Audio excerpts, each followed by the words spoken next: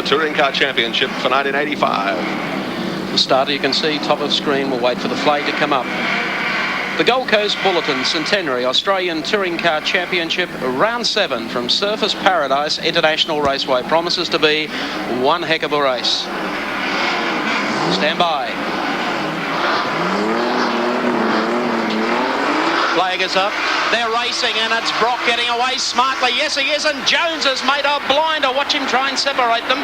Richards goes for a gear as Brock tries to squeeze across. Johnson tries to open the pair of them up as they go under the bridge for the first time, and it's Brock on the outside and Robbie Francevic coming on strongly. Dick Johnson is back to fourth, and Brock trying to race Richards down to IPEC corner.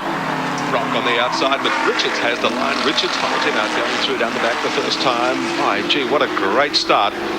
And a great start for Jim Richards for once. A terrific start for Richards, although at one stage it appeared as though Brock might have the best of him. Down to the left-hander, Richards, Brock, Francevic is the order. Dick Johnson is the next one. They were then followed, Neville Crichton making a good move as well, is up behind them, and then Alan Jones. Jones looked like he was going to charge between them, as did Dick Johnson going into the first corner, but got muscled out by both Jim Richards and Peter Brock. Interesting to see on the main straight the first time, just whether or not in these cooler conditions now, whether Francevic can get that little turbo in the Volvo wound up and reel in the leading pair. Coming through back onto the start finishing straight here at Surfers, and with one lap completed now in round 7, Jimmy Richards, the pole sitter, leads down the front straight. Peter Brock running in second, third is Francevic, fourth Johnson, fifth Crichton, sixth is Jones, Masterton, and then followed by Larry Perkins, Peter Williamson, Colin Bond, then Jim Keogh and Brian Sampson. Well, the big improver of the bunch there was Steve Masterton, who qualified back in 10th position and has come up in front of Larry Perkins, so that's a good performance from him. The straight line speed was... What's Jim doing out on the road? Maybe opting for a very hard compound tyre, and he can't get enough heat into it early.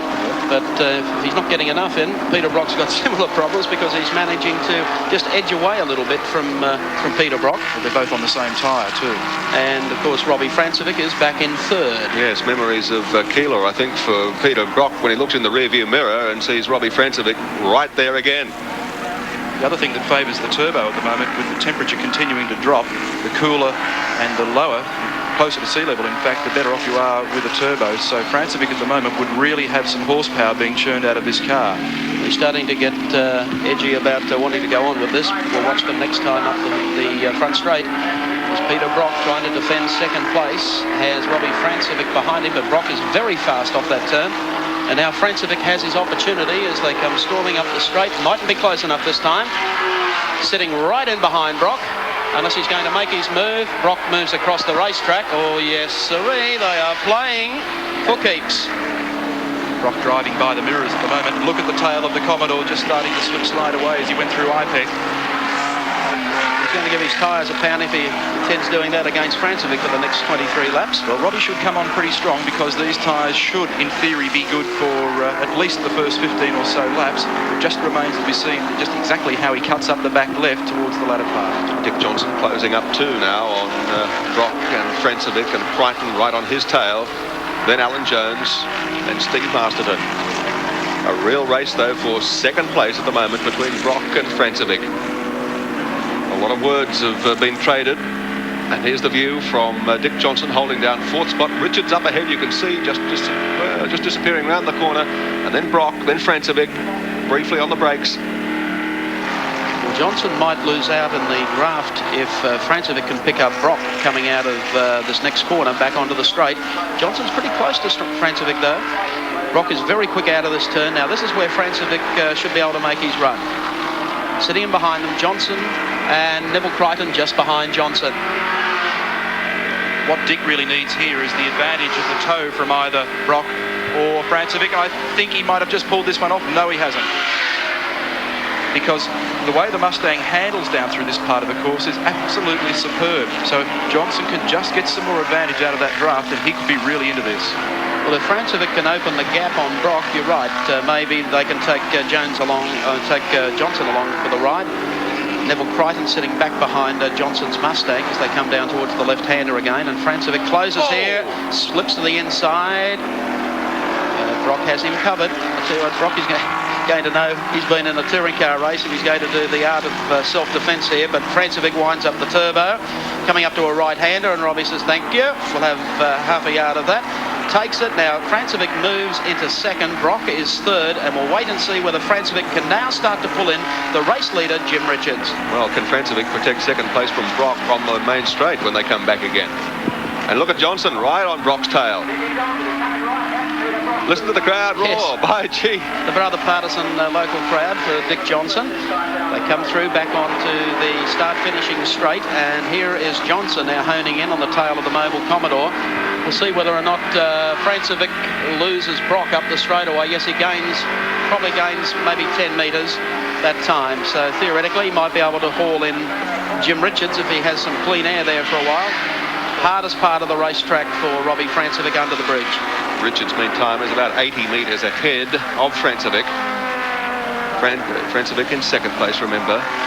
Brock in third, Johnson fourth. You just saw Jim Richards go through in the black BMW. Francevic now is managing to break the draft behind him, so Peter Brock will start to struggle a little bit here in terms of keeping touch with Francevic. So Francevic with the opportunity now to do something about the flying black BM, and of course the crowd here all charged up to see Johnson do well. He was the winner at this round last year.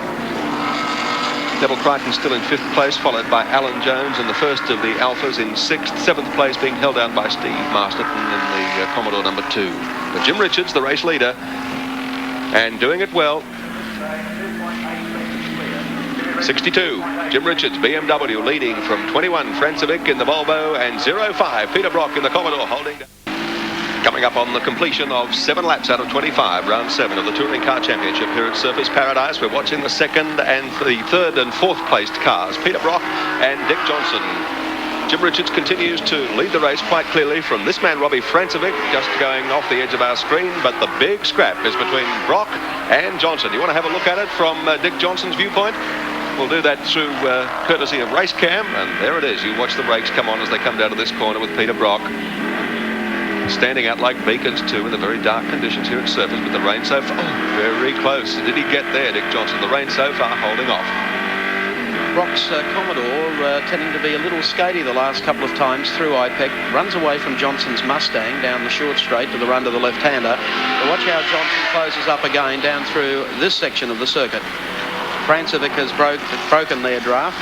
He's now hot after Jim Richards, and Brock is trying to protect third from Dick Johnson. And behind Johnson, of course, Neville Crichton. The gap between Richards and Francevic at the moment, 2.98 seconds, and from second to third, that is Francevic to Brock, 1.8 seconds. And the rain, we understand, is now coming down. Yes. There it is on the screen of the Mustang. So that will throw this race into total disarray if it really buckets, and I can tell you what I think it's going to. Certainly going to close everyone up in a hurry. So Dick Johnson tailing Peter Brock. You can see the raindrops. Umbrellas up everywhere. This is where it's going to get very tricky if the rain starts to come down. There's enormously fast sweeping right-hand turn out from under the bridge. Mike Minear wisely sticking to the edge of the track and letting the faster cars go through there. And the first car into the pit area, Colin Bond, he's already in, sitting there, just waiting to see if he has a problem, whether he's come in for a change of tyres. I think, I mean, something more than that to have started off so quickly. He came in just prior to the rain, Mike, so I don't think it was just simply for a change of rubber. Incidentally, they were a fair way off with pace whilst the track was still dry. I had Richards there before at a 1:19.7, which is 2.7 seconds slower than his qualifying time, which is understandable, of course, considering the tyre difference. But by gee, they're still not really lapping as quickly as everybody would have thought. Bond gets underway, first one in, and he's back out. There's Brock, 05. It's sprinkling, but it hasn't started to come down in buckets, but it certainly looks like it's going to do just that. Once again, on to the starting straight. Dick Johnson a little further back that time, behind Peter Brock. And there's Robbie Francevic just ahead of them, trying to get a windscreen wiper to give it a dab. Gap between Richards and Francevic now out to 3.6 seconds. He's opening it.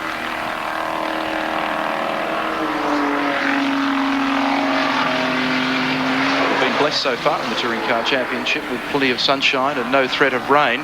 So this is going to be very interesting if it does actually get wet, although just as we spoke it, it's just backed off again for a little while, but it does look pretty bad towards the west at the moment. Johnson giving the Mustang a couple of extra dabs of the brake. Got the wiper going.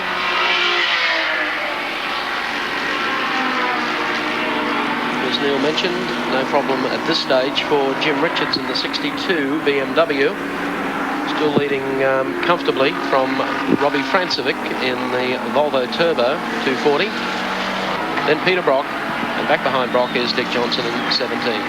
What is happening, Mike, is Brock is closing the gap just a little now to just under 1.5 seconds between himself and Francevic, so he might be in a better situation with more rubber on the road than Francevic of being able to close that gap. His handling has been, oh yes, now look, you can see the rain becoming a little steadier. Oddly enough, it's not quite as heavy down this part of the course on the main straightaway as it is over the back. It is a big circuit, 3.2 Ks. On lap 10, 15 remaining. A long way to go yet. The weather could do anything. It's not slowing them up too much at the moment. Gary, you saw the board out there for Dick Johnson at 1:20.74. But it would be very, very skaty. Well, I would expect we'll see Peter Brock gaining in the next couple of laps on Robbie Francevic. Francevic having some problems yesterday with the handling of the Volvo beneath the bridge. Not getting enough rubber down on the ground, and of course with it raining lightly, it's not going to make life any easier for the Kiwi. As Brock is catching up on Francevic, he's certainly clearing away now from Dick Johnson. So the top four beginning to spread themselves out. The race leader at this stage continues to be Jim Richards. In second place, Robbie Francevic, and in third spot, Peter Brock. Back at Surfers Paradise International Raceway, and round 7 of the Touring Car Championship continues with Jim Richards up front in car number 62. This man still holding down second. That's Robbie Francevic in the Turbo Volvo 240. And back behind him is Peter Brock in car number 05. Brock getting a little bit close, and the rain, as you can see off the mountains, starting to head towards the racetrack here. Gap from first to second, Mike, is now 4 seconds. That is between Richards and Francevic. So Richards managing to maintain the gap, which is very important for him. Alan Jones, incidentally, up and in front of Neville Crichton now.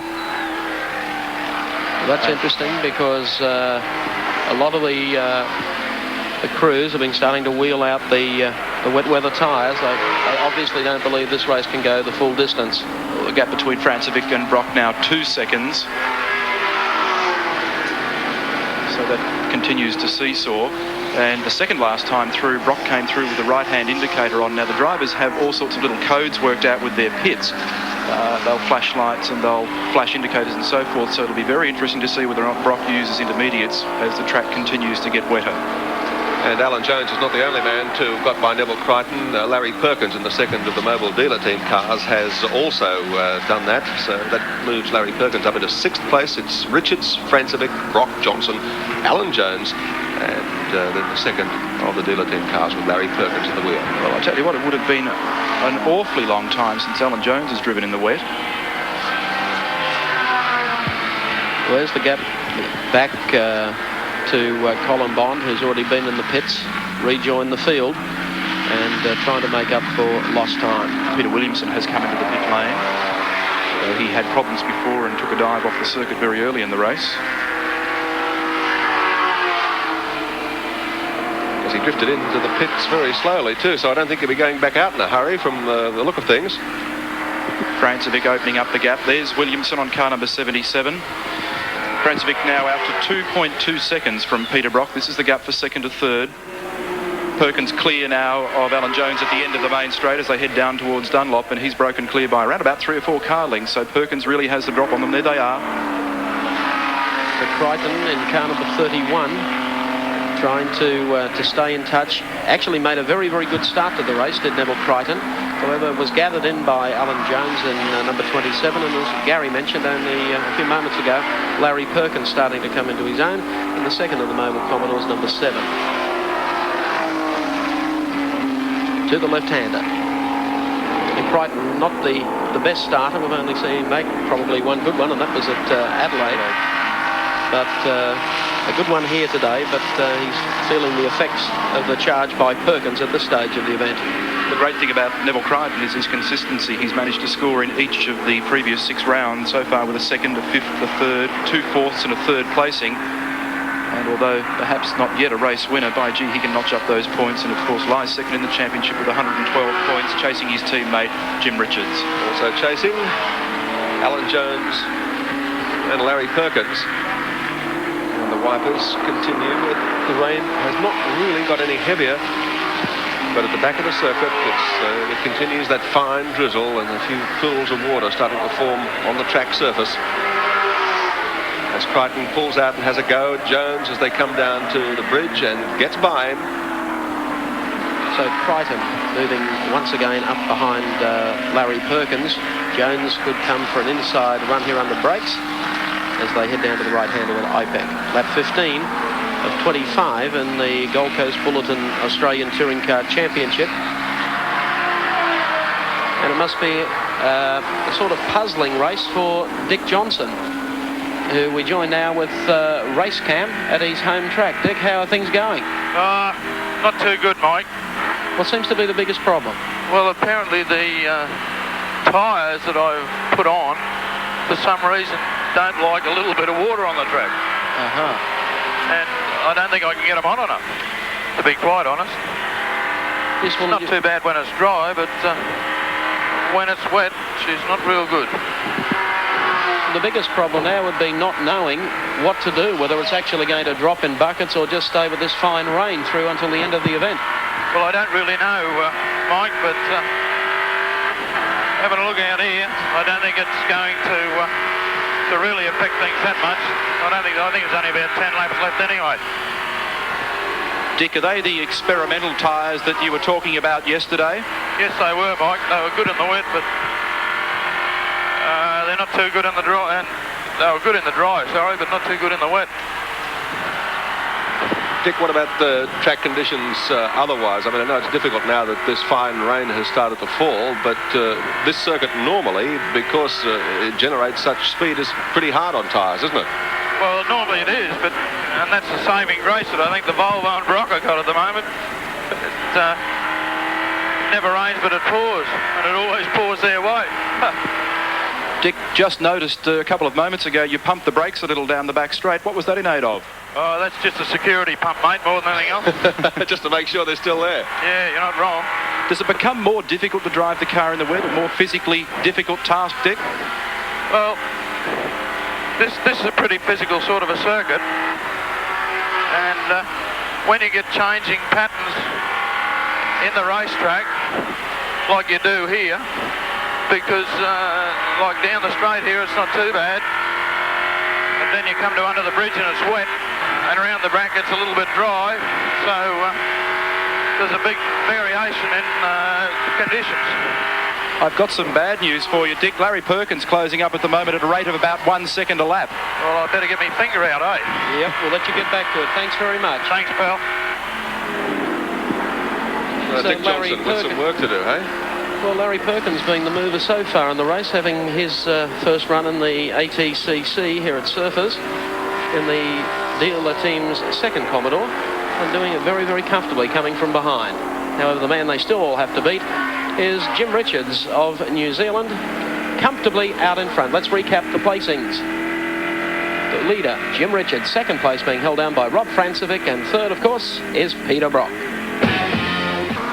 Jim Richards doing it well in round 7 of the Touring Car Championship in the BMW 62, winner of 4 rounds out of 6 so far. Can he carry on and do it again today? No reason to suggest so far that he won't, because he's held the opposition quite comfortably at bay after winning the tussle with Peter Brock through the first corner. It's been all Jim Richards since then. The chopping and changing for position has all been going on behind him, and he's had a clear run.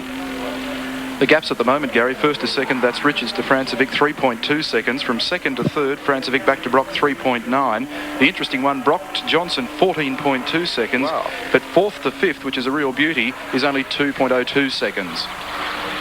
So Richards is not really getting that much further away from Francevic, is he? He's only been able to pull that out about 2/3 of a second in the last 6 laps.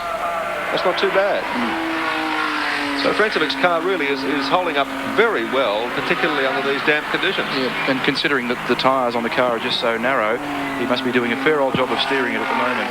But the guy who's really putting some pressure on is Larry Perkins, as we mentioned just prior to the break. Closed that gap between himself and Johnson, just 2 seconds, and he's got Crichton right behind. But have a look here at number 62, Jim Richards, the man they call Webfoot Richards. He really can manhandle a car in greasy conditions. The conditions anything but ideal. As Dick Johnson noted, part of the track is wet, and then of course dry in another area. It doesn't look like all that rain is going to come down before the end of this race. We take our second race cam, and we are following Steve Masterton. Yeah, Steve made an early charge just before the rain actually. Got right up behind Perkins. Yeah, as soon as the rain came down, he disappeared backwards. Qualified in 10th position. It was a pretty lowly qualifying time too, Gary, of 1:20.4, so that was some 3 seconds plus slower than Jim Richards. Well, because Masterton made the big switch from Falcon to Commodore this season in the Group A category, and he's only had a couple of starts up to now, and they're still working overtime, actually, trying to get this car sorted. I think that's the difficult thing. They've really been shaking their heads on different occasions. Look at this dice here between Crichton and Larry Perkins in car number 7. This is the old Peter Brock car, which was formerly 05. And Neville Crichton, who lies second in the championship, tucked right in behind. This is the first drive for Perkins since the James Hardy 1000 last year. And in fact, this is becoming a great little battle, because we've got Johnson in the bunch, but in fact quite a few laps behind is Colin Bond with car number 26, then Larry Perkins, then followed by Neville Crichton. They're certainly gaining on Dick Johnson. Perkins trying to make a lunge at Johnson's green Mustang, but at the same time trying to keep Neville Crichton at bay. Well, let's see what happens here with just a little bit of slower traffic, whether Johnson can take advantage of that. Perkins now gets by. Bob Holden does a great job and gets out of the way. Colin Bond as well realises that he's outgunned. No way through there for Crichton. He has to back off momentarily and let Perkins take the line through the corner. And they continue slowly but surely to reel in Dick Johnson. Coming up this time with about 3 laps to go. So Perkins is really gaining, of course, on Dick Johnson. I tell you who else has really closed the gap. Francevic now just less than 2 seconds behind Richards. So he's cut that gap in half. Well, are there enough laps left? Well, this is the opportunity now for Neville Crichton to make the run at Larry Perkins if he can at the end of the straight. He's been pulling out of the draft as they headed towards the bridge. Johnson just ahead of them. No, couldn't do it. So that great scrap continues. It's been one great scrap after another so far in the Australian Touring Car Championship. The first 6 rounds, very, very competitive. And of course, Jim Richards set to continue his tradition here with pole positions and wins from those pole positions. Perkins working overtime to keep out Crichton. The charge to the back of Dick Johnson's car seems to have slowed up just a little. Look at the way that the Commodore is dicing around on this slippery surface. Have a look here, though, at Robbie Francevic. Car number 21 has been doing a great job in closing that gap between himself and the leader. The last time through, I got him at 1.98 seconds. Got the clock on him again. It's now 1.89. 2 laps remaining. Well, this is great charge, isn't it, Mike? It is from Francevic. He may have driven a very, very well-timed race here. The car doesn't like that run under the bridge. Absolute flat strap. The conditions suiting the turbo Volvo here today at Surfers. It's been a while between drinks for Francevic. It was the 7th at Calder in the last round. It didn't finish result in Adelaide. The 9th at Wanneroo, and of course he was the winner down at Symonds Plain. So he would love to get back into the winner's circle this weekend. It would certainly help. So too, I'm sure, with many of his fans. In fact, a funny story yesterday, a fellow from Australia, who spent some time in New Zealand, has lobbed up to Robbie and Mark Petch, the car owner, in the pits yesterday, and to help their racing effort has walked up and presented $1,000 in cash and said, go and buy some new tyres and try and get yourself pole position. Well, he tried to do that, but it didn't work out really for him that well. However, in the closing stages now, with about a lap and a quarter still to run, oops, and getting sideways that time, that would have shaved a little more time off. Yes, the Volvo is getting a little unsteady in the wet through that corner. So that has cost Robbie Francevic dearly, make no doubt about it. Yeah, well, he's dropped back now to 2.1 seconds. We're coming up to take the last lap signal. Jimmy Richards in the JPS BMW 62 leads across the straight from Robbie Francevic in car number 21. All looking good for the Kiwi at this stage. Back behind them, Peter Brock in the 05 car. And then, of course, Dick Johnson, Neville Crichton, Larry Perkins all together in one bunch. And that still continues. But down the back part of the course for the final time, the Rainmaster, and he really didn't have to put up with too much in the rain today, closing up on Steve Masterton in the Commodore coming down towards the right-hander. And Neville Crichton has got Larry Perkins back once again, as now Jim Richards goes around the outside of car 2, Steve Masterton, and that's probably just about sealed it for him, putting the car between them. Coming great performance. Yes, he's going to be a hard man to beat for the touring car title. The man with the black BMW 62, headlights flaring, will come down to the bottom part of the course. And as they come through this last corner, crowd already starting to erupt as Jimmy Richards comes out of the last turn up the finishing straight here at Surfers Paradise International Raceway, headlights flaring, and Jimmy Richards ready to greet the checkered flag. He takes round number 7 here today. Finishing in second is Robbie Francevic of New Zealand in car number 21, the Mark Petch Turbo Volvo 240. And back in third will be Peter Brock in car number 05. Fourth still to be resolved. And here it is. Last corner comes up, running at fourth is Johnson, and making a lunge at him is Neville Crichton. Crichton pulling out of the draft, trying to pass him. Crowd coming alive here.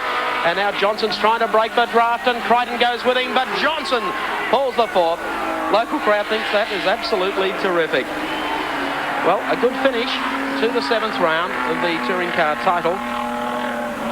And a great win to Jim Richards. And the gap was just 1.8 seconds between first and second there at the end of 25 laps. Let's recap the placings. The winner, Jim Richards in car number 62. Second, Robbie Francevic in 21. And a great third placing to Peter Brock in 05.